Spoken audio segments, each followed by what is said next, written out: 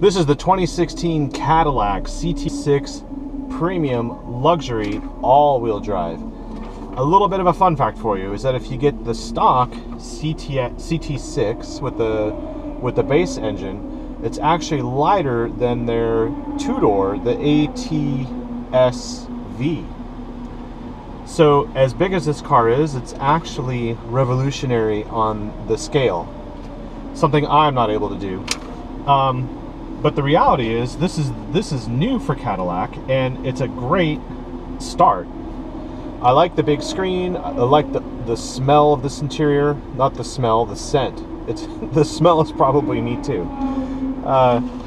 Great panoramic sunroof. Very nice finish on the buttons. Very sporty black headliner. I'm not a fan of that. The panel here for the HVAC controls has a great tactile feedback. It looks like a flat panel, but it's almost like a bendable glass. You push it and it clicks. I have heated and cooled seats. I have a touch screen here, so I can move through with this mouse pad to go anywhere on the screen. It's kind of funky. I don't know if I could get used to that, especially if I accidentally swipe it. I have a electrically adjustable tilt and telescoping steering wheel, which I'm always a sucker for. This thing stickers at $77,340, and we have a 3.6 liter V6, 8-speed auto, and all-wheel drive. So at this price, there are a lot of cars in this price range right now, and they're either luxurious or sporty, like that Lexus GSF I drove. You have a lot of options now at this price range in this day and age. It's a lot to think about, but this is more or less the most comfortable car for a road trip because of the room and because of the silence. I'm at the Texas Motor Speedway, and there's a thing going on with the warm-up laps for the Formula One or the IndyCar guys. I can't tell, they're so damn fast, but they're whirring all around me, and I need to go someplace where I can actually think. So I'm going to go to the regular road, and we're going to see basically what it's like on the road. I do like the Panerai. I thought it said Paneri at first, like not Panera Bread, but Panerai, and that's a subset of a Bose system, which is custom made for Cadillac apparently.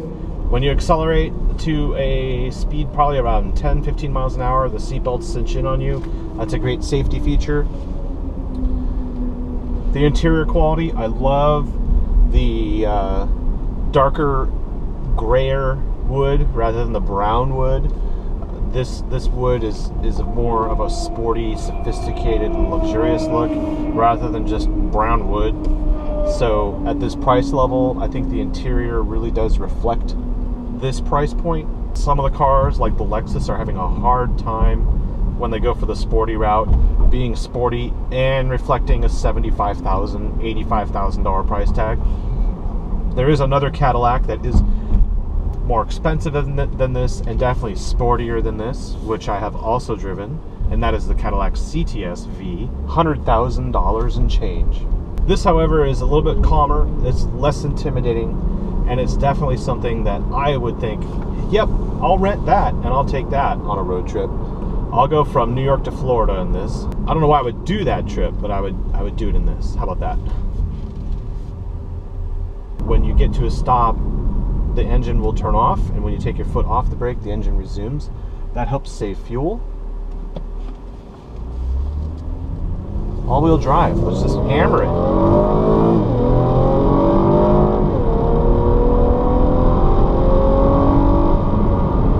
Not bad. I mean, I'm considering this a luxury cruiser, not a sports sedan. So as far as the luxury, it's all here. As far as the sportiness, it moves. It's not a raging bull, but at the same time, it's not like you're going to be stuck behind trucks and have a hard time making a decision if you want to pull out in front of traffic or pass somebody. you can definitely do it without hesitation in this vehicle. This thing has a lot of features for you as well. I have lane departure, I have collision prevention. That's what I'm calling it. That's not what they're calling it. I'm giving these things generic names at this point because technically they all do the same thing, right? When in autonomous driving, they're all going to be doing the same thing. Complete stop, partial acceleration, left-hand turn, right-hand turn. Can an autonomous car make a U-turn? I don't care. But Cadillac is, as far as a brand, not doing so well. And I think the reason why is because I think people just are intimidated by the price. It's almost like they feel they need to justify that price by going to a foreign brand. Now, I've driven a lot of these cars today, and those brands are so focused on themselves that what they neglect to do is fulfill the needs of what I want. They're fulfilling the needs of what they want to portray.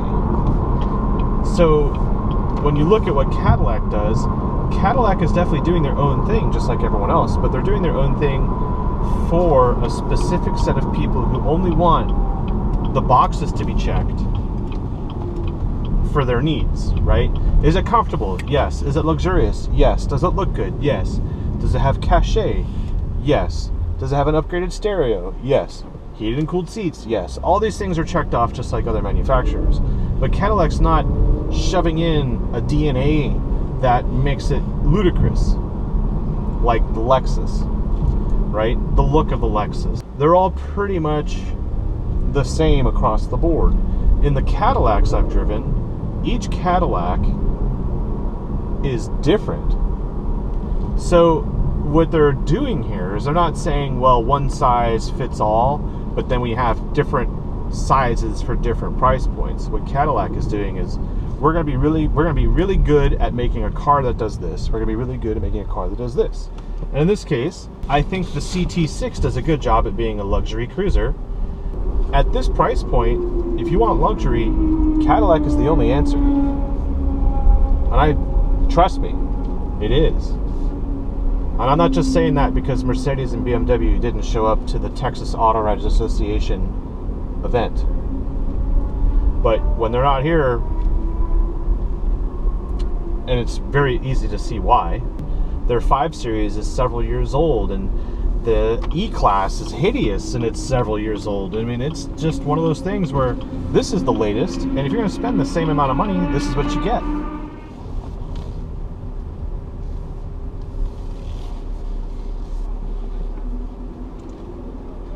So there you go. Thank you for watching.